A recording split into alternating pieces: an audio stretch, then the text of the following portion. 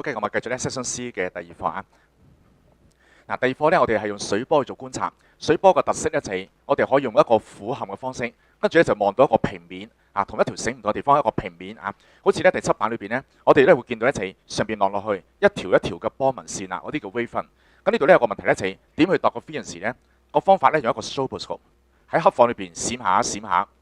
如果咧每閃一次，譬如呢個 wave 經過一個週期嘅時間，佢就會係三角關係，就行一個波長嘅距離嚟呢個地方。咁呢個時間佢再閃一次嘅話咧，同步嘅話咧，我哋感覺上覺得好似咧就定咗喺度。所以咧見到定咗喺度嘅話咧，就代表兩個之間 frequency 一樣啦。佢 frequency 係 F， 佢 frequency 就 F 啊，咁意思。咁啊想度個波長嘅，將個 wave pattern 用側根去望啊。嗱呢個咧係俯瞰圖，呢個係側根去望。側根望上嚟時咧就見到高低起伏，擺把間扯埋去 mark 低啊。呢個咧係個 crest， 呢邊有個 crest 咁樣啊，兩個 crest 之間距離波長啊，咁啊好粗略都可以見到咧就呢個波長幾多啦。跟住 send 個 pulse 一啄啲水，啵啵啵喺呢邊行過去 check 翻個時間距離，除一除翻揾個速度啊。大致上呢個概念咧就咁樣樣。咁下一步咧同大家睇下咧一啲有關水波嘅問題啊。咁啊話説咧喺水波槽上邊一望就知道呢個咩嚟㗎？一個嘅係一個 top view 啊，上邊望落去實線。題目話俾你聽，代表 crest， 一般實線就 crest 嘅，虛線咧有時有，有時冇嘅。虛線代表 12 我即刻知道啦。兩個實線之間個距離，當然就 lambda。我哋即刻數到咧，呢度係1、2、3、4就4個半，所以咧呢度係4.5 lambda， 4.5除一除翻去，就得到 wave length 咧係7.2 cm。跟住用 V 定 F lambda 2.5 Hz， 2.5 Hz 咧就嚟自一個 stroboscope 嘅2.5 Hz 噶啦。7.2咧唔轉做 meter 住，咁我哋 answer 咧用翻 cm per second 都得嘅嚇，唔需要轉做 meter。跟住咧就問大家一邊到一邊嘅時間。嗱，記唔記得上一課學咗3大公式？咁呢3條式咧去到後邊咧陸續咧都會用到嘅。一計時間嘅話咧，一般多數要咁識噶啦 ，d over v。你要行呢個距離，要幾耐時間咧？除翻個速度 1.8 啦咁。咁進一步咯喎，如果當時個摩打震，個摩打嘅震動咧，就代表咗個 frequency 震慢咗，即係減少，對個 speed 有影響。咁啊，上一課嘅關係咧要提醒自己啊 ，speed 咧係 depends on 咩啊 median。咁呢個概念咧，以後咧都係啱用嘅嚇。speed depends on median， 同一個嘅水波槽裏邊咧 speed unchanged。跟住 wave length 又點啱？嗱，記住個原則 ，wave length 你睇下成個人咁樣，最就得人嘅。當 V 同 F 時得個變咧，佢跟住變啊，跟住個 frequency 減少 ，lambda 上升。increase，OK，嗱咁啊，下邊咧就講到另一個問題啦。我哋咧將啲光線照落一個 screen 上邊啊，嗱呢個水波槽啊 ripple cam 照落去，咁照落過程入邊咧就出現一個嘅放大效果啦，啊放大咗2倍。我點知啊？10變20。事實上咧，我呢張紙去到個屏幕上邊咧一定放大咗嘅，啊放大倍數。所以我哋咧見到一隻題目話聽，咦呢個時間咧喺個 screen 上邊，如果見到33 cm， 咁呢個33 cm 喺 screen 上邊33 cm。不過咧上到上邊咧，其實咧要乘翻1/2嘅，乘翻1/2嘅話咧啊，你乘2咧就落下邊，咁倒翻轉咧喺 screen 嘅33 cm 除翻2咧，得到咧就16.5 cm。OK 啊，就要乘翻個2/1俾佢。最後咧喺個水波槽上邊，實際上係16.5咧係幾多？另一個問題要記住咧就直線問題，由第1到第11之間咧係相隔係10個，唔係11個，係10個 lambda， 10個 lambda 相等於16.5。1 lambda 就 1.65 啊，咁樣睇。咁啊下邊咧有個問題咧就見到，咦呢幅圖咧即可以見到啦，0.4係2 lambda， 所以我知道咧呢度就係 lambda 係 0.2 meter。跟住咧個題目問大家，如果你時間咧阿 clock 未喐嘅，阿 clock 幾時開始喐咧？當個波一路行嗰時咧，記住原則咧就係每一個粒子咧原地踏步，直啊，唔會向左向右嘅。但係個波個形咧就會行啦，個波個形咧個 crest 一路咧就啵向前行。如果問你阿 clock 幾時喐，佢就要行0.6米，佢就喐啦。但係今次問你阿 clock 幾時到最高點？最高點咧就 crest， 好簡單，最近嘅 crest 就呢度。所以當個 crest 行到埋嚟，當個 crest 嚟到呢個地方，個 clock 咧就升到上個 crest 嘅地方就最高點。咁呢個距離有幾多咧？咁樣去計咯。呢度咧大家見到係一個波長嘅3/4 ，lambda 係0.2乘4/3，再加呢個0.6，哦，原來一共要行0.75米。啊，結果啦，0.75米要幾耐啊？咪時間距離速度嘅問題咯。除翻呢個嘅 speed， 得到一隻3.75 second。所以大家見到咧呢個時間距離速度咧公式係極之重要嘅。冇呢條公式嘅話咧，好多問題做唔到嘅啊！一定要記住。咁下邊咧再睇一個嘅水波嘅側面圖嚇。咁喺圖方面咧，大家記住一點咧，就係我哋見到兩種圖嘅，一種咧就係時間圖，一種咧就另類圖。時間圖可以睇到咩嘢咧？同大家辨別一下啦啊！呢個係一個 displacement time graph， 係一個時間圖。一般嚟講咧，時間圖咧一定係 for 一個粒子嘅 ，for 邊個咧？題目話聽 for S，for S 啊 ，for 呢個 S 啊，一定係 for 一個特定嘅 particle。咁時間圖睇咩？可以睇波長，sorry 啊，可以睇 period。呢個時間一週嘅時間就有一個週期嘅 period。數一數咧，一個、兩個、三、四、五，呢度一共係5個 period 嘅時間。5個 period 咧就代表3至7，5個 period。所以咧 period 揾到出嚟。咁另一個圖咧就係另類圖。咁另類圖咧，你一係就 YX 圖，一係實實一個 waveform 圖啊 ，wave shape 嘅圖，一條繩嘅圖都得㗎啦。咁呢種嘅圖咧，譬如當 YX 圖啦，佢一定係 at 一個 instant 嘅 time 嘅。個 time 咧，同話聽就係7秒鐘，7 second。OK， 咁呢兩幅圖咧，記住係相輔相成、互相配合嘅，可以幫你睇咩嘢咧？第一樣嘢，幫你睇到個 wave 向邊邊行。嗱，點睇咧咁樣？我哋睇下咯喎。喺呢個 for S 喺度，7秒鐘呢個位置，7秒鐘嘅時，阿 S 向邊度喐？嗱，記住，如果時間圖咧就直接睇上下，如果係另類圖咧，要用虛線去睇嘅，畫過啲。今次嚟講咧，呢個時間圖，我即刻睇到7秒鐘嘅時間咧，當時講咧呢個咪就向呢個咪向下喐咯，咁樣係嘛？7秒鐘時間，阿 S 嚟講咧就向下喐，所以呢個時間咧，呢個叫做 S 嚟嘅 ，S 向下喐咧，我畫低佢向下喐。知道一個粒子向邊度喐咧夠啦，你可以即刻知道一個 wave 向邊邊行。你畫過少少就見到嘅，畫過少少，你一定畫過右邊嘅，畫過右邊。OK， 咁啊清楚睇到咧，當時個 wave 係向住右邊行。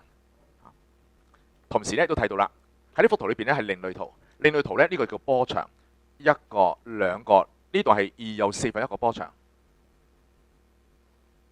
，2又4分波長9 cm， 所以即刻知道咧個波長咧係達到咧就4 cm。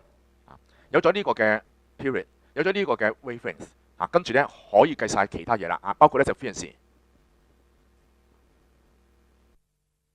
咁啦，包括呢個 speed 啊，v 的 f lambda。呢啲問題咧，有時咧唔轉用 meter 咧 ，cm 係方便啲嘅，keep 住 cm per second。跟住咧個幾特別嘅問題咧，就問大家唔知道咧個 s 咧就唔知個 s 嚟講咧就離開個 y-beta 幾遠咧？嗱喺幅圖裏邊咧個 wave 向呢邊行，所以咧個 y-beta 個 source 一定喺左邊嘅。個問題就係呢個 y-beta 離開 s 有幾遠？個情況就好似頭先嘅問題，呢個幾時開始喐？要個 wave 行到埋嚟，所以咧好簡單嘅。你想知道咧呢個距離點計啊？時間距離速度咯。佢幾耐開始行啦？阿 S 係3秒鐘先開始喐嘅，咁3秒鐘開始喐，即係話要行3秒鐘咯。所以即刻用翻呢個距離時間速度咧，個 wave 係5，跟住要行3秒鐘。哦，原來相隔咧就15 cm 啦。進一步，當時講咧係7秒鐘時間，邊個係升 opposite direction？ 好易睇啫，睇幅圖。喺7秒鐘時間 ，S 向下 ，T 咪向上咯。阿 Q 咧都係向上啦。阿 P 同 R 點啊？最高點咧就 momentary rest 瞬息間靜止。所以即刻睇到咧嗰啲嘅互相嘅粒子嘅關係咧 ，Q 啦 ，S 咁樣。最後問大家 quarter period 提醒大家一點，上一課裏邊一個好重要嘅三角關係。三角關係咩意思啊？如果講時間咧，呢度係4分一週期，但係如果講 distance travel 咧，4分一 lambda。如果講 oscillation 咧，呢個就4分一 cycle。所以咧，你會見到啦，當時呢個 wave 嚟講咧，就向呢邊咧就行咗，呢個就個 distance。就係行咗4分一 lambda 4分一波長，仲有個 cycle 方面咧，見到啦。阿 P 係點啊？4分一 cycle 咪嚟到呢個位咯。阿 Q 咧嚟到呢個位啦。諸如此類。題目叫大家 mark 低個 position 嘅 S 咁 S 喺邊啊 ？S 當然咧中間4分一 cycle 一定去到極端位置最低點嘅極端位置呢個啱啦。中間就極端，極端就中間。呢個係4分一 cycle。倒翻轉咧，如果係半個 cycle 咧，就通常最高到最低，中間去翻中間咁樣。完成咗呢個嘅有關水波嘅一個概念咧，咁今次咧我哋咧就會同大家睇下咧，就係藉住水波去介紹波裏邊嘅4大現象。4大現象包括咧就所謂嘅反射、折射、繞射、干涉。簡單嚟講就係，如果佢叫得做波，佢一定所有波都係啦，擁有4個現象缺一不可㗎嚇。倒翻轉講，如果咧佢冇以上啲現象嘅話咧，佢冇資格叫波。但係其中咧有2個係最關鍵嘅，就係 diffraction、interference。係波嘅特徵， OK 咁 diffraction 大家可能都聽過啦。diffraction 咧就係個 wave 個會點會 split 開嘅，穿個條罅會散開咁樣嘅嚇。咁你話咦，淨係反射得唔得？唔得。點解啊？嗱，好似句説啦，呢埲牆，我揾一個足球射埋去，呢個足球會反彈啦，會嘅。呢個都叫做反射嘅。咁唔通你話足球係波啊？足球邊有資格叫波啊？咁你又唔係喎，成日都踢波，你踢呢個波㗎，你唔係踢呢個波。sorry 啊，呢個咧因啫啊，你唔係踢 wave 啊，你會走去踢 wave 啊？唔係啊，足球咧唔係一個 wave 嚟嘅嚇，佢一個波係一個咁嘅波嚇，要搞清楚。調翻轉講，一個足球有冇 diffraction？一個足球經過縫隙會唔會爆開散開㗎？唔會噶嘛。足球會有 interference 啊，會產生一個嘅係強強弱弱嘅變化，唔會啊嘛。所以咧 diffraction interference 咧係一個 essential proof 嚟嘅，係必須證明波嘅 wave 一個嘅要求。跟住咧，我哋逐個現象同大家講啊，講反射。嗱，反射咧就係當個波遇到障礙物，喺反射期間三大數字都冇變化 ，speed、waving、frequency 係得一個變化 ，direction 一定變，方向一定變。OK， 咁啊喺呢個水波裏邊咧，我哋要學反射。嗱，將來咧去到下一課咧就講光嘅反射。光嘅反射咧用光線去睇嘅，但係水波咧我哋用咩？wave。OK， 用啲波紋線去睇。嗱，呢啲波紋線咧，我哋咧有個方法叫做虛線畫圖法。呢個波嚟講咧喺呢地方，跟住點啊？隔一陣咧會行噶啦，行到幾多啊？半個波長。呢個時間咧就係半個 period， 再嗰啲一個週期就行一個波長，所以一個波長一個週期之後咧就咁樣。好啦，後邊去唔到噶嘛，所以後邊咧我用虛線嘅畫啊，想像下咧會踱翻入去，然之後咧就想像下將佢反翻轉頭，反翻轉頭咧，結果咧呢個反射嘅 wave 分咧就喺呢邊。咁就得噶啦，成功畫咗出嚟。記住啊 ，wave 分係唔需要畫 normal 線嘅。呢個圖裏邊咧都係啦。咦，個反射波點啊？先畫翻個虛線先，虛線呢個，跟住想像反翻過嚟，呢個就反射部分。第三幅圖，呢個咧就其實咧未到嘅，想像下隔一陣點啊？隔一陣之後，隔一陣之後咧佢擴散到變咗咁樣，虛線啊，虛線咁樣 ，OK， 跟住咯，將佢反翻過嚟。OK， 咁呢個咧就我哋 wave 分嘅虛線畫圖法。咁下邊咧同大家介紹咧就係話，當我哋咧喺一個嘅反射角上邊嗰啲入射角、反射角點處理咧咁樣。呢度咧要分兩個情況，就係如果咧呢個方向紅色筆嘅方向啊，方向咧包括咗咧我哋將來所講嘅光線嘅光線嘅 ray 啊 ，light ray 啊，都係方向。方向嘅話咧，我就一定係需要畫 normal 線。OK， 呢條 normal 線，跟住咧呢隻角就入射角、反射角。將呢個攞出嚟，方向嘅話咧 normal 線同埋方向之間嘅角度就入射角，反射角都係。但係如果 wave 分嘅話咧係唔需要嘅。記住 wave 分直接之間嘅角度咧，呢個係啦 wave 分啊嘛，呢隻角咧入射角咯。你話點解咁樣？呢個少少數學問題。呢隻角咧係 I， 咁呢隻角就90度嘅 I， 呢個直角嚟噶嘛。所以變成咧加埋角度嘅話咧，咪 I 咯咁樣。所以記住 wave 分就直接嘅角度就已經係㗎啦，唔需要加 normal 線嘅。咁下邊咧要同大家睇一個圖。咁呢幅圖咧係個反射部喺邊啱啱？呢個圖咧多數同學就揀 A 嘅，仲係 A 咁樣。不過咧，如果你識得用呢個嘅虛線畫圖法就知道啦。呢個 wave 分喺呢地方，隔一陣會點啊？會行嘅，咁啊，你喺地方。所以隔一陣之後咧，佢個位置咧就應該喺呢個位嗰度。然之後再反翻轉頭，咁反翻轉頭話咧就知道位置。再望一望咧就知道啦。絕對唔係 A， 係 D 先啱。OK， 同時咧呢隻角咧就係個反射角，反射角。呢隻角咧就入射角啊，直接咧就係個 incident angle、reflected angle 就係㗎啦，唔會喺呢邊嘅，因為冇理由咧呢個 wave 分會去咗呢邊咁走出嚟啊。虛線構圖啊，即刻睇到呢個 answer。跟住咧呢個圖裏邊咧複雜啲啦，一開二佢劏開喎，咁劏開嘅話咧，今次嚟講咧改為用光線嘅畫咧方便啲，方向畫啊。想像下啦，呢個 wave 分個方向邊啊？直角啊嘛，呢個 wave 分一半嘅方向咧就喺呢邊，跟住咧經過反射畫個 normal 線45度，45度出翻嚟，結果咧知道個方向咧就知道 wave 分咁樣，如出推另一邊都係呢個綠色嘅 wave 分咁樣，結果咧個 wave 分咧就咁樣換句説咧個 wave 分劏開做兩半咧，最似嘅答案咧就係呢個 dot 呢個 answer。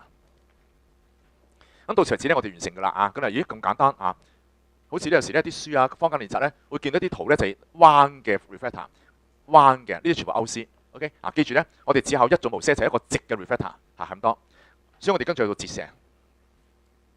咁折射呢個字有少少誤導嘅折喎嚇，屈曲曲折嘅折啊。不過咧提醒大家個要訣，折射無需折，只求速度變啊。速度變就係折射嘅完全一個因素啊。嗱，望一望呢條厚嘅繩行得慢啲嘅，去到條輕嘅繩咧，事實上咧輕嘅繩上邊咧個速度咧係快咗嘅，lambda會長咗嘅。咁呢個現象咩嚟㗎？折射嚇，咁都叫折射算㗎啦。折射期間記住啊，frequency係唔變嘅啊，記住點啊，frequency唔變嘅，速度一定變 ，waving 最就得人一定變，方向可以變，除咗個例外 ，normal incidence。OK， 嗱呢幅圖嚟講咧係方向，我哋要畫 normal 線。跟住咧，我見到一個入射角同一個折射角，呢個時間方向改變咗啦。呢幅圖裏邊咧，呢條 normal 線入射角係0度，折射角都係0度。好多時咧同我哋話：咦呢個時間冇折射喎，錯晒啦！折射無需折，只求速度變啊！呢個要訣咧要記住，所以折射出現咗嘅。咁喺水波裏邊咧，我要記得個概念一齊，原來水波嘅速度係 depends on 個 medium 嘅水深啊。咁呢個你要記嘅嚇，水波喺深水行得快過淺水，越深水行得越快，咁多冇公式嘅啊。咁啊都可以記啦，水深啲啊，咁喐起上嚟自由啲，行下快啲，游得快啲啊，咁樣去諗啦。frequency 一定唔變嘅。事實上咧，大家記住四大現象裏邊咧 frequency 都唔可能變嘅啊。frequency depends on source only。OK， 咁啊跟住咧唔變咯，兩個正比，深水嘅速度快過淺水 ，D 代表 deep，S 代表 shallow， 引申出咧深水波長大過淺水。所以我倒翻轉講咧，就係你見到邊個波長長啲，你就知道嗰個地方咧就係深水啲嚇，咁你睇都得嘅。咁喺 lab 裏邊咧，我哋咧有個方法咧去 demonstrate 一個嘅折射嘅。個方法咧就係浸一塊透明膠板，全部浸晒落水啊！一定要浸晒落水。如果唔係嘅話咧，就變成冇咗兩個 region。淺水地方咧就可以 demonstrate 一個折射噶啦。OK， 嗱呢幅圖咧係一個側面圖，側跟你就見到啦。嗱呢個咪淺水咯 ，lambda S 啊。呢個深水 lambda D 啦。呢幅圖咧係一個嘅 top view 啊，俯瞰圖。上邊望落去咧就見到一條一條嘅 wave 分。你可以話呢個 wave 分，亦都叫咩啊 ？crest 嚇，記住啊 ，wave 分亦都係代表 crest。咁呢個就係個深水嘅 waving， 淺水 waving。好啦，望一望呢幅圖裏邊有冇折射啊？睇個方向就冇變到。不過當你見到 lambda 變或者 speed 變咧，你就可以話啦，完全係折射嚟嘅。OK， 嗱咁啊下邊咧見到啦，深水去淺水，折射期間 lambda 變 speed 變 frequency 就一定唔變嘅。想整一個嘅係折射嘅效果咧，有個好簡單方法，就將個水波槽咧就打側，打側。一打側嗰時咧，咪形成一個嘅有深有淺咯啊！其中咧大家見到啦，呢邊嚟講咧深水啲，速度快啲 ，lambda 長啲，所以大家望一望咧就係好明顯啦。CD 一定錯嘅，一定剩翻 AB 啊！咁啊由淺到深，由窄到闊，但係兩個都係咁喎，點判斷咧？咁你時間做咗一個技巧啦。呢個嘅水深嘅地方咧 D 啊，叫 D 咯喎。咁大家認為咧呢幅圖裏邊邊個位嘅深度係同呢個係一樣嘅咧？啊，咁從平均角度睇咧都知道一定中間嘅。你打側嘅話咧，中間一定一樣。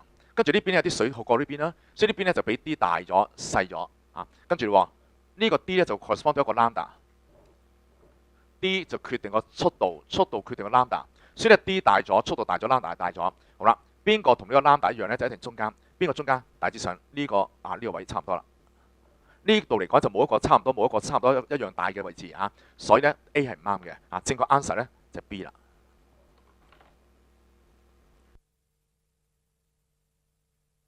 咁喺日常生活裏邊咧，我哋好多時咧都見到一個折射嘅嚇，例子咧就喺沙灘上邊。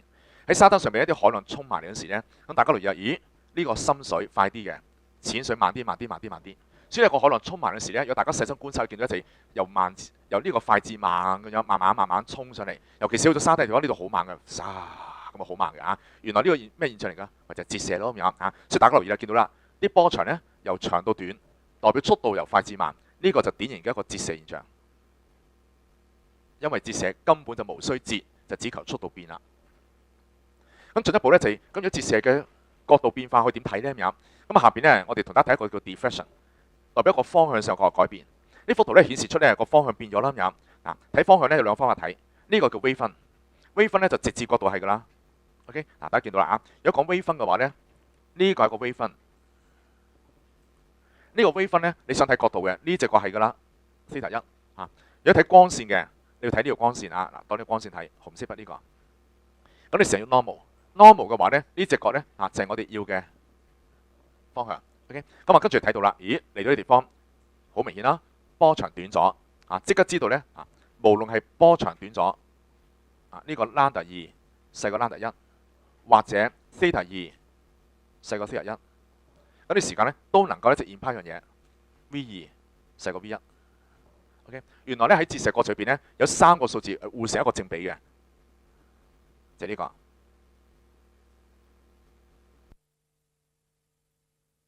OK， 嗱呢個關係咧記住啊，所有波都啱嘅。事實上咧考 wave 嚟講咧，我哋課程咧好多時咧會考4個波嘅，會考呢個水波、光波、聲波同埋微波啊，4樣嘢記住啊。咁啊，無論係邊種波都好咧，呢個關係一定正確。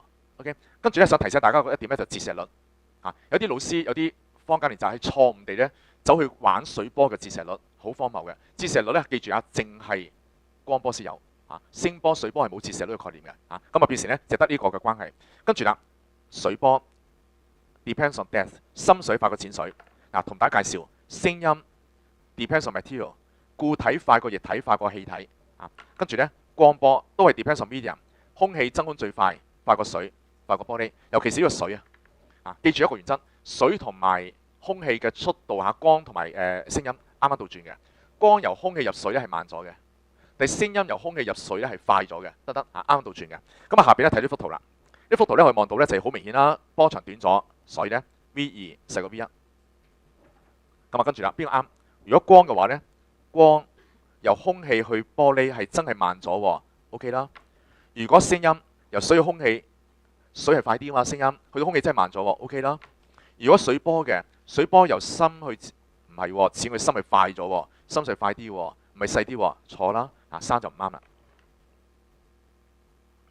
咁啊下邊咧，另一個問題咧就提到啊，呢度嚟講咧係講一個聲波啊 frequency 嘅，呢隻角咧係 incident angle 啦，啊呢隻角直接咧就 I 噶啦，唔需要再畫任何 normal 線。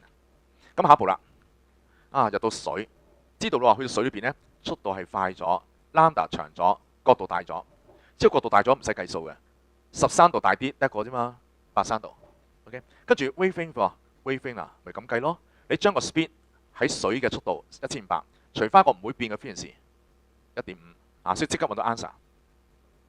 咁當你話如果真係想計一計角度嘅都得，因為 sin theta 正比啊嘛，即刻寫翻 sin 13度 over sin theta in water， 空氣嘅速度340 over 水1500。OK， 嗱都能夠幫你計算到83度呢個數字。咁下一步咧，想同大家睇一個技巧咧，就係如何去畫啲 wave 分嘅折射。咁呢度咧，我哋個方法咧都係叫做虛線畫圖法啊。個辦法咧就諗啦，當啲波嚟講咧一路行咯，讀，去到另一邊嘅地方，先用虛線界定佢先啊。咁啊，跟住咧就諗啦，邊隻角係個入射角？呢度有兩隻角，冇理由揀呢個嘅，因為角度一定要細過90度，所以咧呢個就係入射角。嗱，記住啊，wave 分係唔需要畫 normal 線，然之後到淺水，淺水嘅地方速度細咗。lambda 會細咗 ，angle 都會細咗，跟住就諗下邊個角度。嗱，留意下咧，先諗翻個相對角度啊 ，vertical opposite angle， 即係呢個。跟住咧，俾呢隻角要細啲喎，咁細啲嘅話，唔係咁啦，咁咪大啲嘅，細啲就咁咯咁。所以佢成功地就畫到一個細啲嘅角度嘅 wave 分。OK， 呢隻角咧就淺水嘅，再畫一條平行線過嚟，啊，咁呢個時間咧成功畫晒㗎啦。嗱，呢幅圖裏邊咧，邊個係入射角咧？呢隻角 theta s， 相對嘅角咧就呢一個，然之後咧入到深水，深水即刻知道速度快咗 ，lambda 大咗 ，theta 大咗，三個之間啊，跟住咧就將呢隻角大啲，咁大啲啊大家見到嗱大啲，不過咧就冇太誇張，誇張到減咗角度唔合理，誇張到減咗超過角度唔合理啊，所以我哋咧約莫增加，跟住再畫下一個平行線。就好成功地咧，將嗰啲折射微分咧就畫晒出嚟。嗱，掌握呢個技巧咧，同大家睇下下邊呢個問題啊。咁啊，其實一樣啫啊，即係打側啫嘛，打側啊。先辨別一下咧，邊個係入射角，一定係呢邊，一定係細個角度嗰個。然之後咧，相對照翻呢個角咧就呢度。OK， 兩隻角 vertical opposite angle， 跟住咧見到係深水，就知道速度快咗 ，angle 大咗。angle 大咗即係邊個啊？唔係1啦，2咧就相同3咯，啊3咪係咯。咁你俾唔俾4咧？唔得，因為4呢隻角咧係超過90度，冇理由㗎。啊，所以 answer 就3。嗱，下邊咧我見到咧就係一個由深去淺嘅問題啊。咁啊，既然心去淺嘅話咧，淺水速度慢咗 ，lambda 細咗 ，angle 細咗，就諗下啦，邊幅圖咧係滿足到啲要求咧咁樣？究竟邊個係角度啊？wave 分最簡單，呢隻角咪係咯，theta d。跟住呢個咧，嗱呢個拉過嚟啊，呢隻角 theta s， 好明顯睇到啦，theta s 係細啲 ，wave 短啲 ，answer 咪就 A 咯。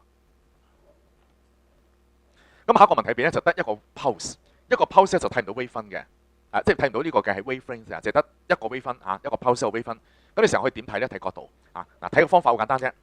呢個角度點睇咧？你將條線咧延伸去，跟住咧呢隻角就已經係個日射角嘅 theta A。睇到你呢邊咧將條線有需要嘅延伸去，咁呢隻角咧就 theta B。嗱睇唔睇到邊隻角大啲啊？啊唔好憑感覺啊，推條平線過嚟就見到啦。嗱呢個隻角咧 alternate angle theta A。theta B 係再大啲嘅，所以即刻睇到啊 B 係大啲。咁大啲就咩啊？大啲就快啲咯咁樣，所以 speed 又快啲 ，wave 又長啲 ，answer 咪 A 咯。嗱，到此為止咧，我哋完成咗咧呢個嘅折射部分。咁折射部分咧就提醒大家喺折射裏邊咧，我哋淨係考個直嘅 boundary 啊，直嘅，甚至咧呢啲咁嘅波咧，我哋都唔考噶啦，全部考直嘅咁樣。OK 啊，坊間你就有啲嘅係彎嗰啲嘅波形嗰啲折射咧，就全部歐絲嘅。跟住咧，我哋咧去到第三個部分咧就繞射。嗱，繞射咩意思咧？就係一個 wave 有能力咧就 bend round corners、obstacle、spread through narrow gap 或者 slip beyond 個 shadow。如果冇繞射嘅話咧，咁算噶啦。呢個後邊咧係個陰影嘅部分，係個 shadow 部分，理論上去唔到嘅。但係啲 wave 咧就去得到啦嚇。所以神嘅地方就喺呢度啊，即係佢唔係呢啲粒子，係一個嘅波。當嚟到啲地方咧，呢個地方然之後震央震就產生一個咁嘅效果。結果咧，佢能夠係 spread out round 呢個 corner。呢個 case 入邊咧，可以咧就兩邊形成震央，跟住咧然之後一個咁嘅波，咁啊跟住咧再彎啲，甚至咧就一結合，咁樣都得嘅。好啦，喺呢個嘅繞射個 diffraction 裏邊咧，三大數字 speed、wavelength、frequency 都係唔會變嘅。啊，咁啊變係變咩咧？變兩樣嘢。大家望一望呢個方向，由原本喺呢邊咧變成多咗呢邊。啊，咁呢個都係噶。由原本向前咧，你可以話佢有屈咗過嚟。所以咧方向係變嘅 ，pattern 變嘅 ，pattern 有一個嘅係直嘅就變成彎嘅。啊，所以一般嚟講問你有咩變化咧，就係方向變，係 pattern 變。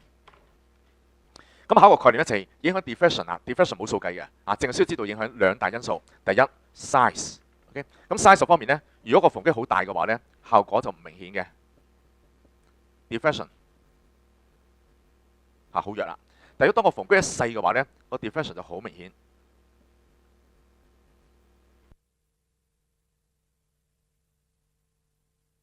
所以個結論咧就話啦，原來個 degree of diffraction 或者 degree of spreading 就 depends on 個 size 啊同個 wavelength 嘅關係。其中一個結論咧就話啦，越細嘅 size 或者 obstacle，degree of diffraction 就越大。有時一啲同學咧或者有啲老師會話咧就話個 size 啊要同個 wavelength 咧就最好咧就係譬如相等啊幾多分之幾，唔需要嘅。我哋考試淨係用呢個原則。總之越細咧越勁就得啦。啊，有啲甚至咧以為咧就如果個 size 細過佢時咧，甚至冇 diffraction 就錯㗎嚇。記住咧，我哋用呢一個，所以咧呢個都係嘅。呢個越大越細好啊，越細越好。呢個越細嘅話咧 diffract 得越勁啊，得。咁呢個都係啦，越細咧 diffract 得越犀利啊，就得㗎啦。咁啊，第二個因素就波長。嗱，波長方面咧，相同嘅 size 嘅 slit，但係個波長長啲嘅話咧，就練到啦。細嘅話 diffraction 咁樣啦，唔多。一般咧有時咧考試要畫嘅話咧，我哋畫咗中間先嚇，然之後兩邊虛線將佢散開咁啊畫，就清楚好多㗎。跟住嚟講咧，個 wavelength 長啊嘛，所以咧就散得開啲嘅。啊，結果咧形成一個互相嘅對比啦嚇。咁呢個對比咧引申咗個結論咯。個結論咧就係話啦 ，longer wavelength greater diffraction 啊 ，longer wavelength greater diffraction 包括任何 diffraction， 包括穿過縫隙 diffraction， 包括屈過呢個 obstacle 都係啊。wavelength 越長嘅話咧，屈得多啲嘅啊，順利啲嘅。不過呢個記咗一點 ，wavelength 會 depends on speed 同埋 frequency。始終嗰句 wavelength 係最就得人嘅，就住兩個變嘅。所以下邊咧同大家睇下問題啦。如何能夠令到 diffraction 係更加明顯嘅 significant 啊，即係更加明顯嘅？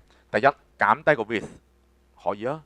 第二，增加 frequency wavelength 跟住變啦 ，wavelength 細咗弱啲嘅，加水水深深咗呢 V 大咗，拉得長咗，可以啦。amplitude 就振幅係代表 energy， 但係同呢個反射折射、繞射、干涉呢，其實都冇關係。嗱，下邊呢幅圖呢，我見到咩呢？我見到一個嘅窿，咁呢個窿位呢，就代表 diffraction。OK， 咁啊 diffraction 有咩變化 ？diffraction 呢方向會變嘅，啊記住啊 diffraction 係方向變嘅。咁跟住呢，我見到另一樣嘢就有淺水、有深水，有淺有深就咩啊？不同 medium 就不同嘅 speed， 不同 speed 呢，就折射。咁折射咩變啊？折射 speed 同 wave 變嘅，反而呢，方向變呢，就唔關折射事喎。啊，今次個方向變係 diffraction 事。frequency 咧喺任何情況底下咧都唔變嘅，啊，所以就 unchanged。嗱，好快脆咧完成咗三大現象啦。跟住咧我哋咧就未到 interference 之前咧，同大家講講一個叫 superposition 疊加效果。所以疊加意思係話咧，當兩個波疊埋一齊時咧，佢哋個 displacement 係照加埋一齊，所以咧 vector sum 啊，2+3等於5疊高咗。呢個咧3加負啊，要計埋個方向嘅負啊，得到咧就係。sorry 啊，呢個5加負3啊，5加負3就變咗正2。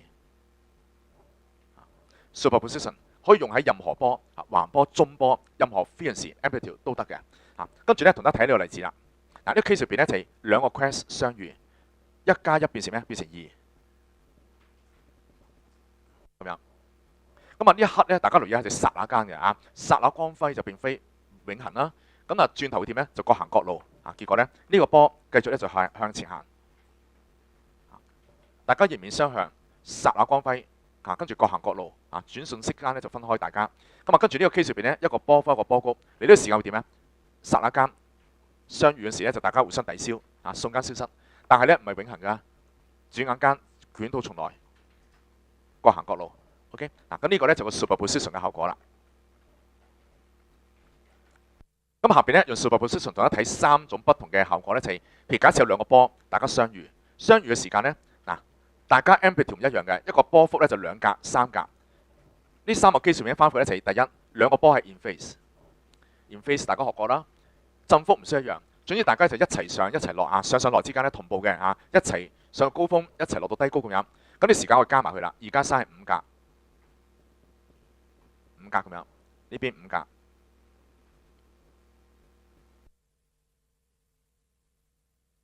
我 resultant amplitude 咧就係2+3，5嘅。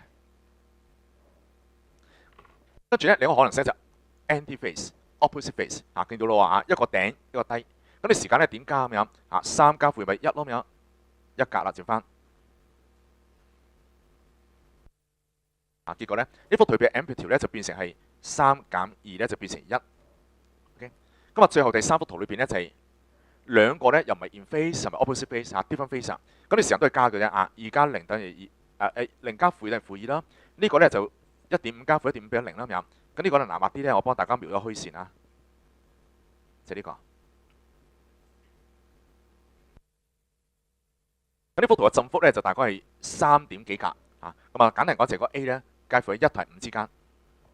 有啲似咧就問你兩個 force， 一個2 Newton， 一個3 Newton，resultant force 幾多？相同方向嘅5 Newton， 相反方向嘅1 Newton， 其他方向嘅就介乎之間啊，有啲類似嘅情況。OK， 所以得到結論咧就話啦，如果兩個 wave 相遇嘅話咧，有3個可能性。第一，如果 in phase 嘅話咧，個 resultant amplitude 咧係 maximum 嘅。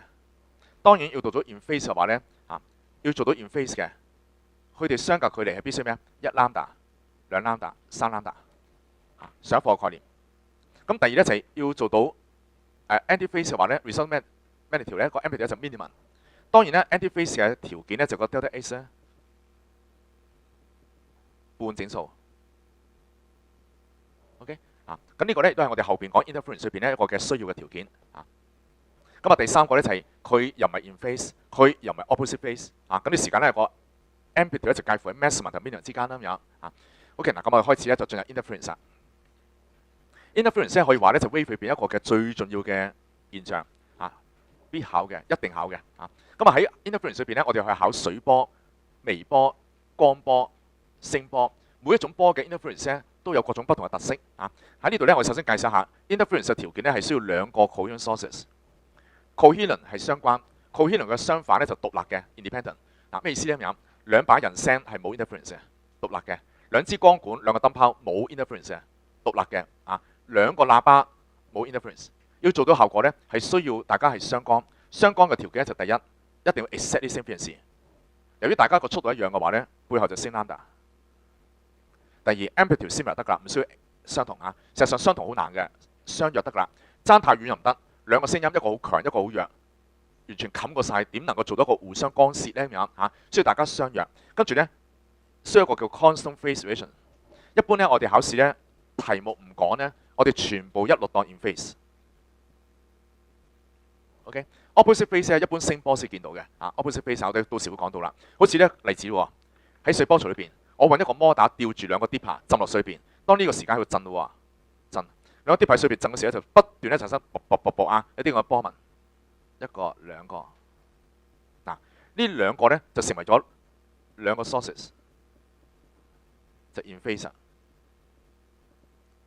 咩意思咁樣？再 demonstrate 一次啊！揾兩個 dipper 喺水邊啊，我一齊嘛，啵啵啵啵啊，步伐係咪一致啊？一致嘅啊，完全一致嘅。咁呢個就叫 in phase。咁點為之唔係 coherent 咧？嗱，開頭咧就咁樣嘅，一齊嘅，跟住轉頭咧就啵啵啵啵啵啵，轉頭又咁樣變嚟變去。你咁樣變嚟變去嘅話咧，雜亂無章，我哋觀察唔到 interference 啊。咁呢個就叫做冇 constant 嘅 phase。所以 constant 即係話咧 keep 住唔好變。你 in phase， 你保持 in phase 就得㗎啦。OK， 嗱咁呢個概念咧 coherent 咧要考嘅嚇，考試要問嘅。呢個 case 裏邊 double slit 產生兩個波出嚟，都係做到一個嘅 two source in phase 效果。進一步咯喎，乜嘢因素決定 interference 咧？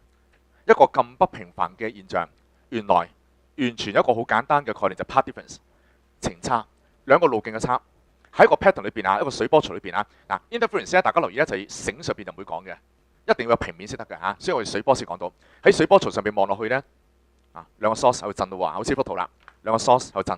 咁你時間咧要睇下不同位置啦，譬如阿 P 點，阿 P 點咧就只收到一個信號，第一個波行呢條路，譬如假設條路係10 cm， 咁第二條路咧行咁長多咗咯喎，譬如12 cm， 將12減10做翻2 cm， 呢個概念咧就叫 path difference 啊。一般咧大減細得㗎啦。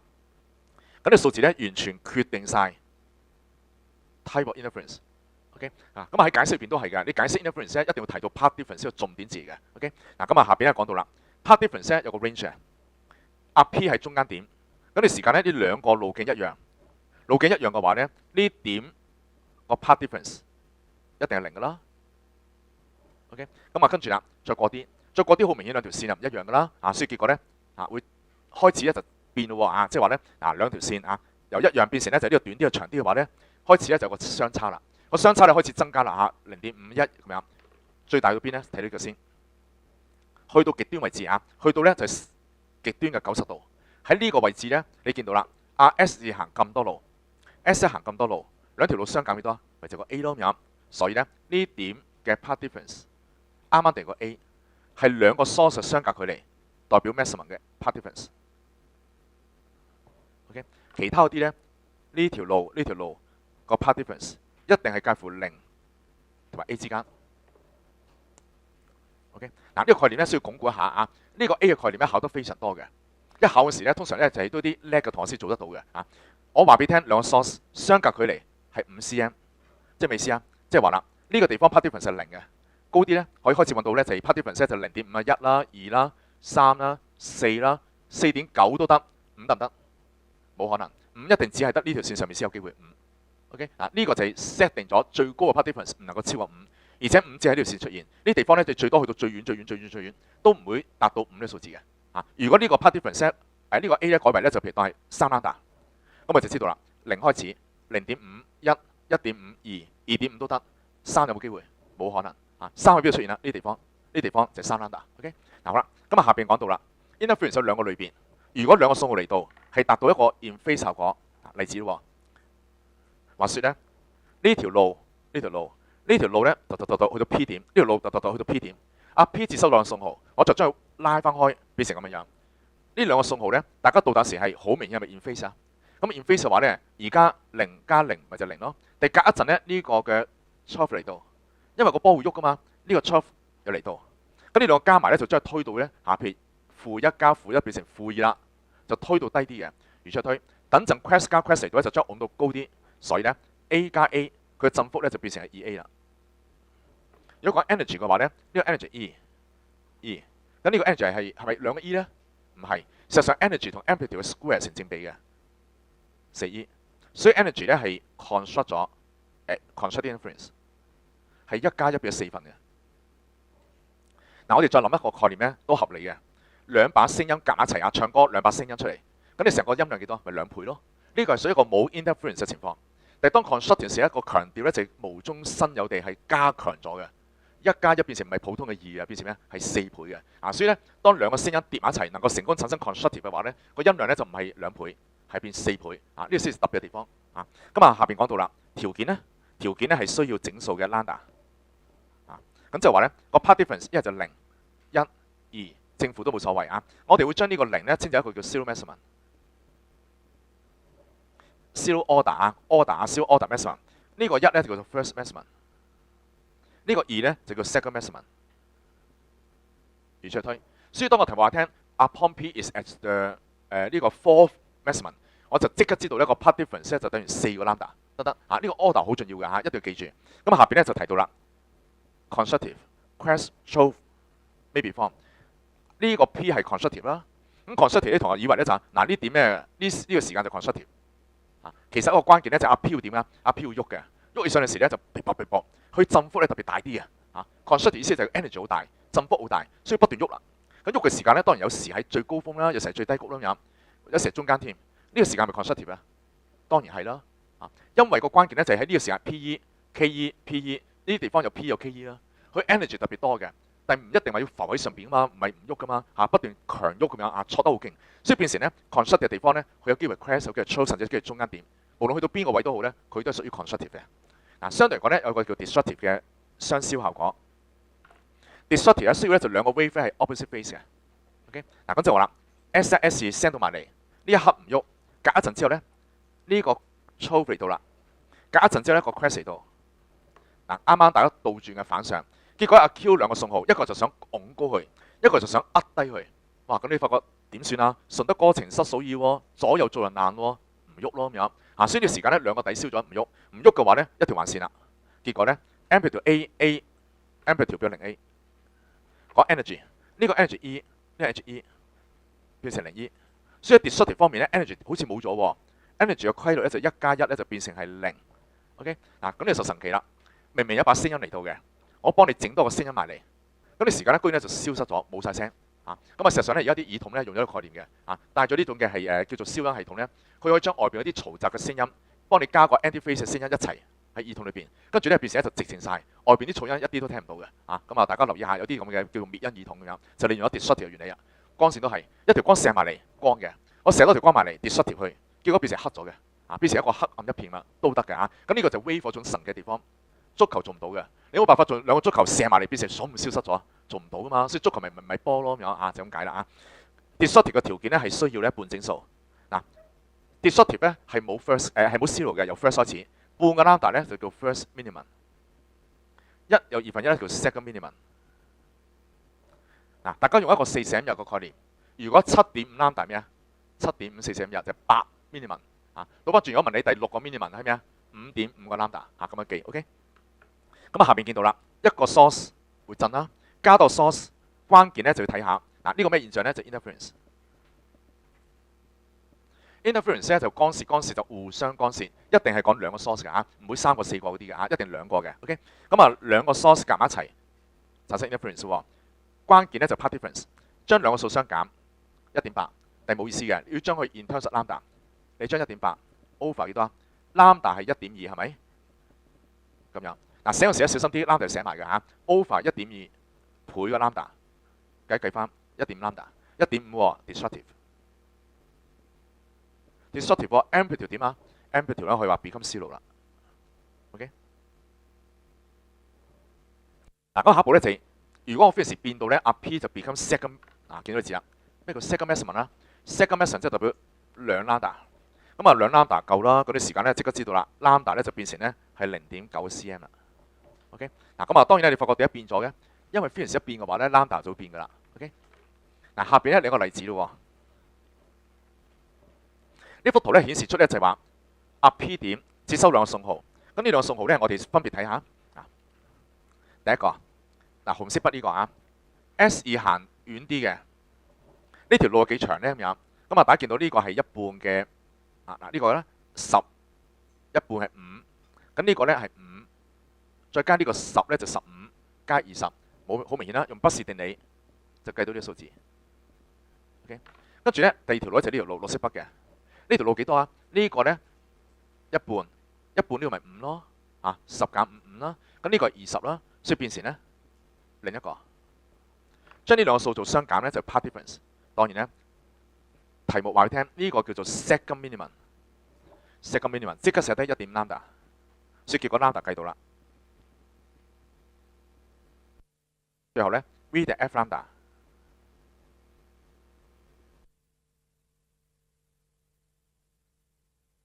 7.31 cm per second。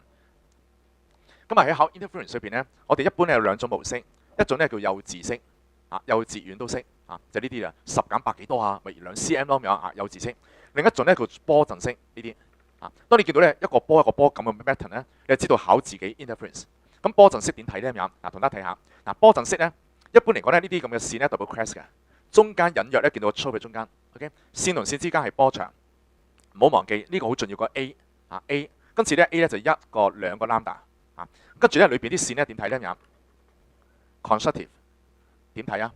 你可以用 crest 相遇 ，trough 相遇咩意思咧咁樣？呢點咪係咯 crest 相遇，呢點咧咪兩個 trough 相遇咯都得。所以呢啲點咧就 constructive。好啦，問下大家呢點咧？呢點咧又唔係 crest 又唔係 trough 可能覺得咦冇 interference 就錯嘅。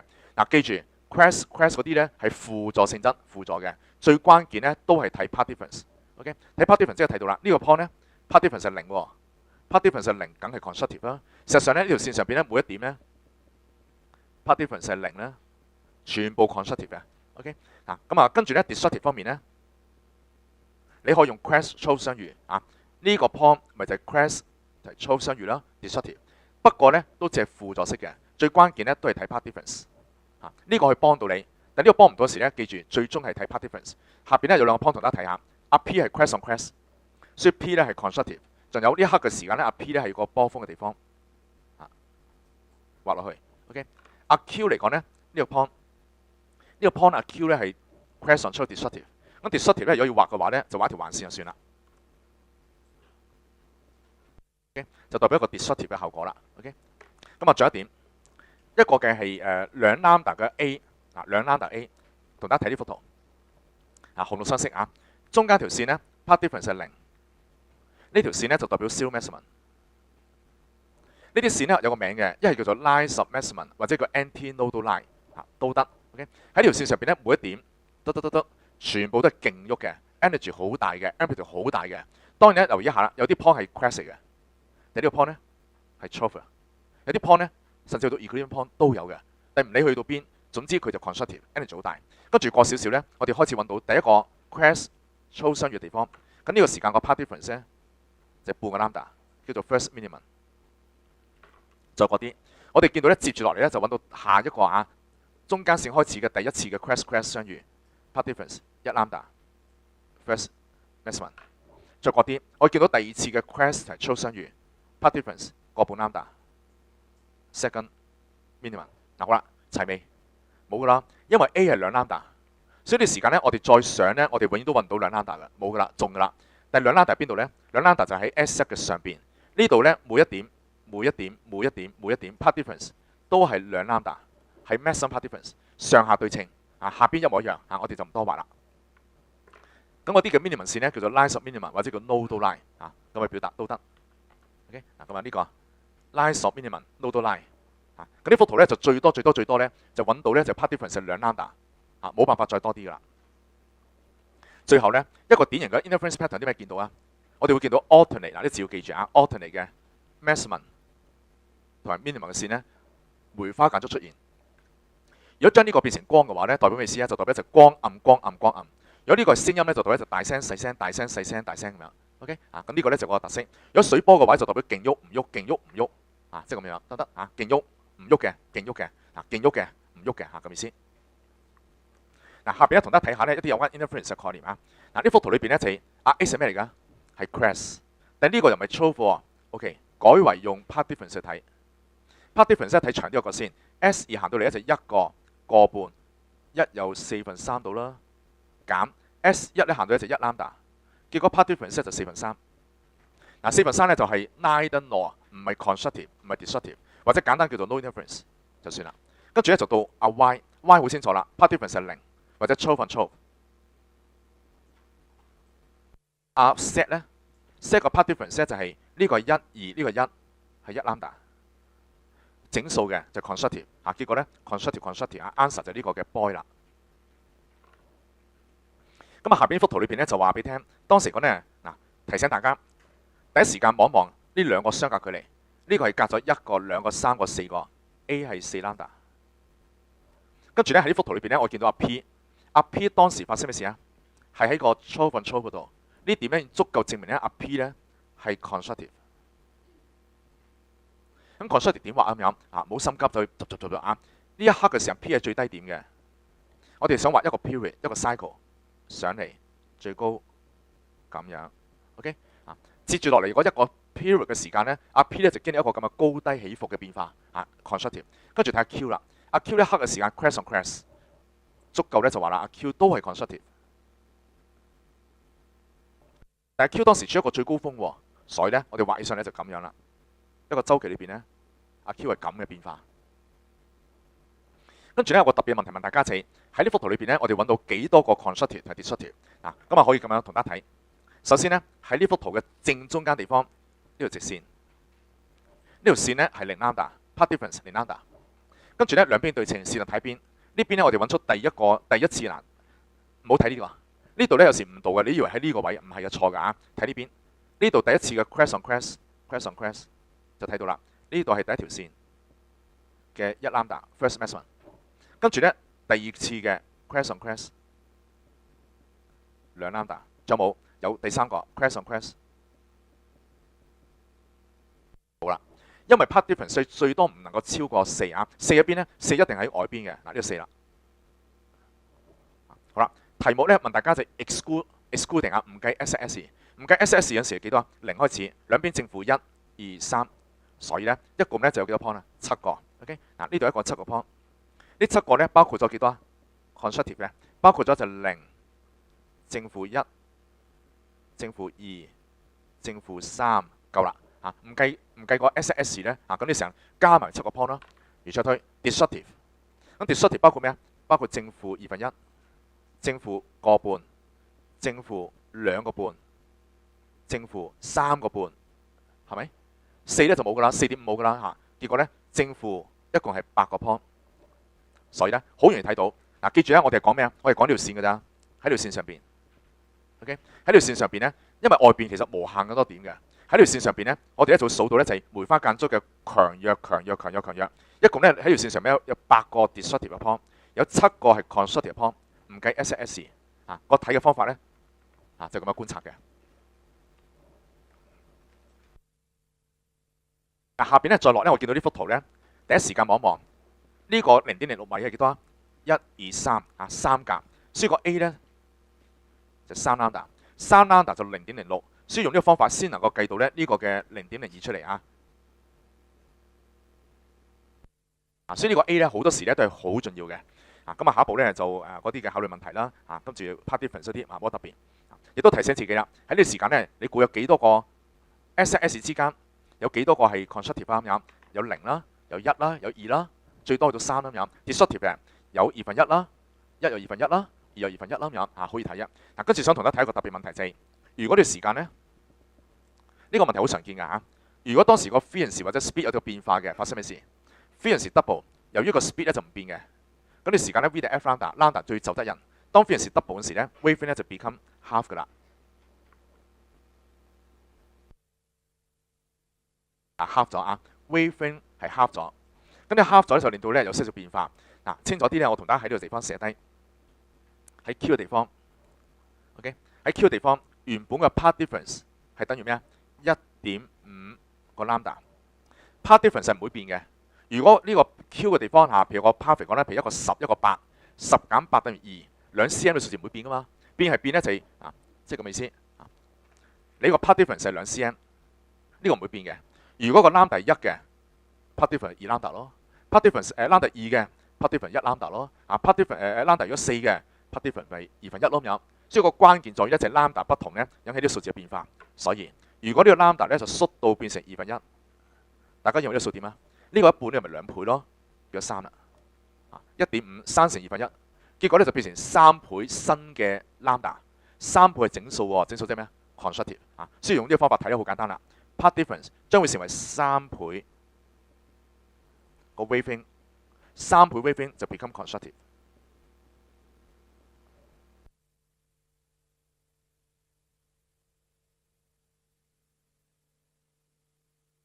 下邊咧就講到啦，如果咧我得一個 source 嘅，咁啊點樣能夠做到一個 interference 咁樣？嗱，好簡單咧，就係揾一個 barrier，兩個 opening。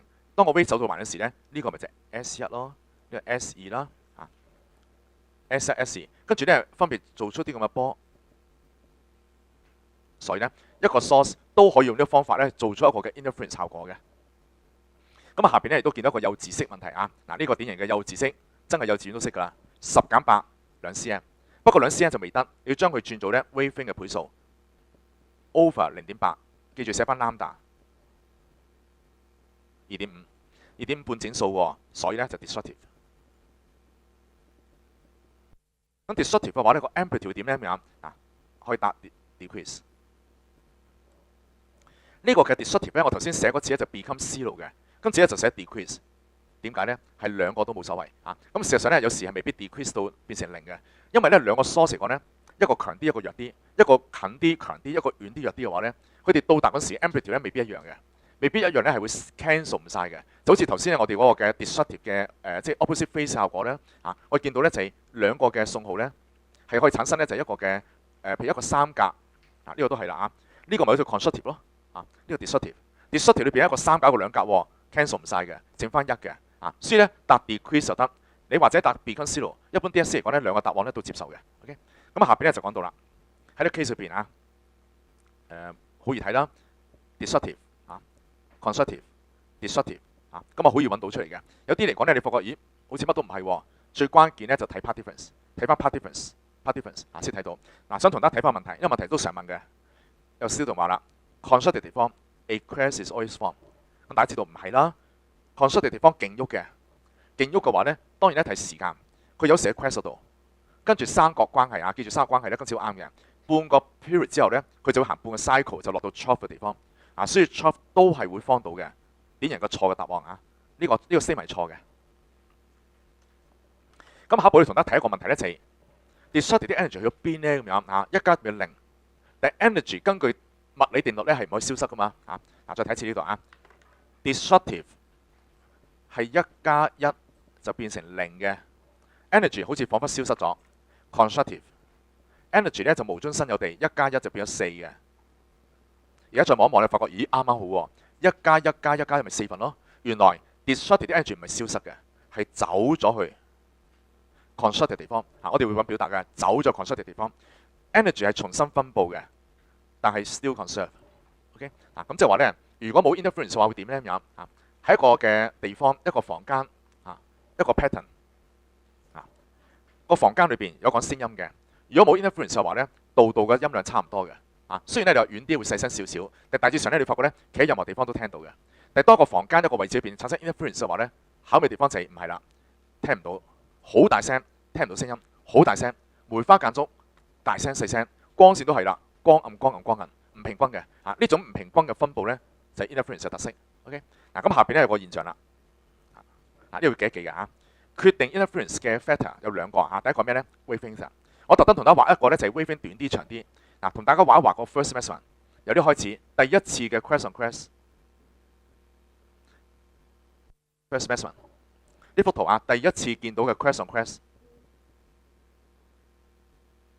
crash，first measurement 同個 central measurement 嘅比較咧，我哋發現啦，呢度有個 separation。S 呢度有個 separation 啊，譬如呢個 S1、S2，跟住發現啦，邊個大啲啊 ？S2 大啲，係因為 lambda 大啲，所以結論咧就話啦 ，longer wavelength more separated。咁啊，事實上咧 interference 大家留意啦，分得越開咧越清晰嘅。你如果啲 interference 嚟講咧嗱，大聲、細聲好近，你隻耳仔根本分唔到咧邊度大聲細聲嘅啊。咁但係分得開啲嘅話咧，就係 more significant 啊，more 呢個嘅係 observable。所以咧，你想 interference 勁嘅話要點啊？個 wavelength 要長。OK， 咁當然唔好忘記一點 ，wavelength 係最就得人嘅。當 V 同 F 是一個變嘅話 ，wavelength 跟住變嘅。跟住 wavelength 越長咧 ，interference 分佈得越開㗎啦。咁跟住第二個因素啦 ，source separation A 我哋就繼續第一次嘅 crash on crash， 第一次嘅 crash on crash， 我哋清楚睇到啦。今次講咧呢個 separation S1， 呢個 separation S2 係大啲嘅。點解啊？因為 A2 大啲。OK 原來當時講咧呢個嘅sorry呢個 S2 大啲係因為 A2 細啲，所以咧 closer source more separated。A 減少 ，S 增加。將呢個寫翻低啦 ，lambda 增加 ，S 增加咁表示容易啲再講一次lambda 最就得人嘅受 VF 影響 ，lambda 越大 separation 越大，跟住咧 A 咧就越細 separation 越大。將呢個同 diffraction 一齊記 ，diffraction 記唔記得受制於兩大因素啊？第一，縫隙嘅大細，縫隙大細，今次咧就當呢個好似 A 一樣，縫隙越細 diffraction 越勁 ，A 都係越細interference 越勁。第二咧就 lambda， 大家都係 lambda 越長咧 diffraction 又好 interference 好咧就越勁嘅所以兩個一齊記咧就可以記嘅啫。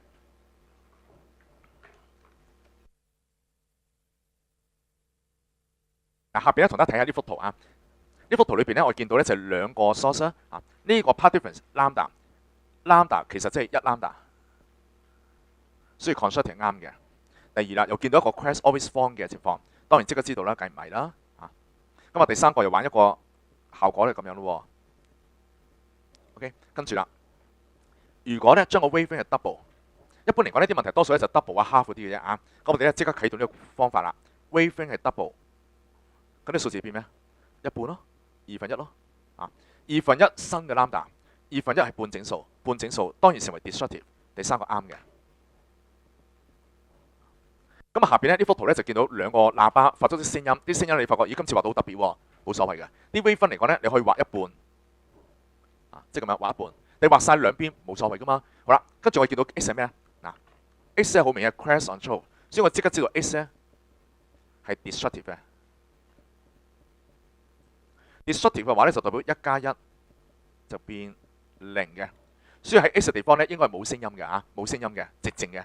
跟住咧我見到 Y 咧係 12 on 12，所以 Y 嚟講咧係 constructive 嘅。constructive 嘅話咧代表1+1咧就變成4嘅。本來咧就意思係咁樣咯，所以 Y 嘅地方個音量好大聲㗎，好大聲。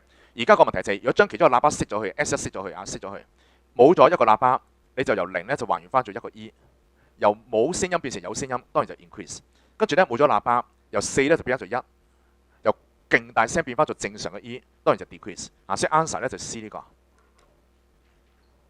咁下邊咧呢幅圖咧亦都係咧題目問你 maximum、minimum， 你就必須寫到 maximum 即係 constructive，minimum 就 destructive 啲關鍵字跟住咧亦都睇到咧就一啲關係啦。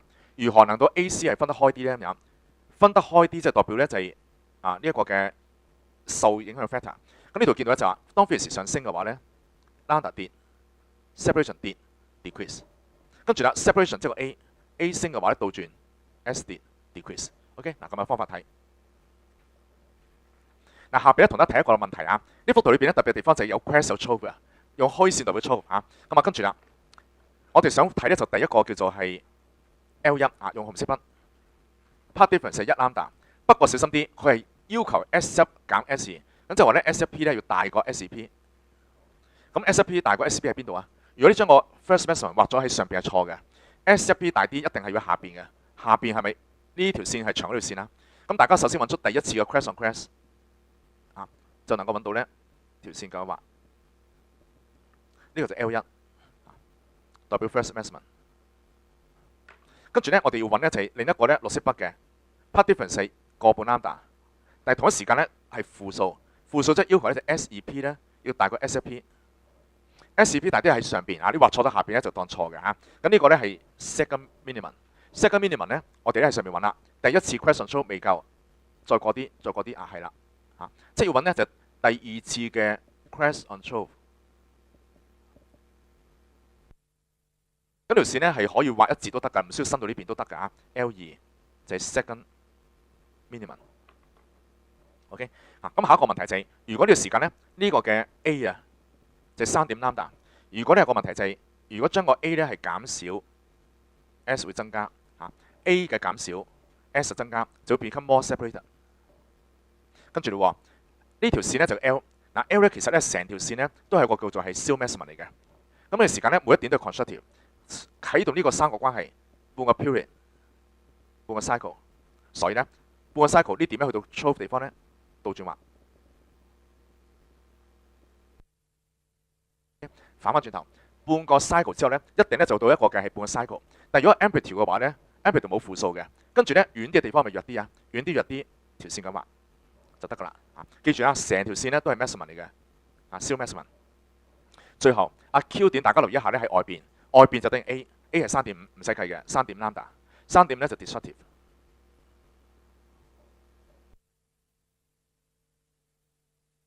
最後咧都提一提咧就係利用反射咧去產生 interference 效果都得㗎嚇。咁喺好似呢幅圖裏邊咧，一個 wave 呢個 wave 咁樣去利用兩個 wave 咧，一個直接嚟，一個反射產生 interference， 計出嚟係半 lambda destructive 咁樣都可以。OK， 嗱咁我哋下次再繼續同大家完成呢課去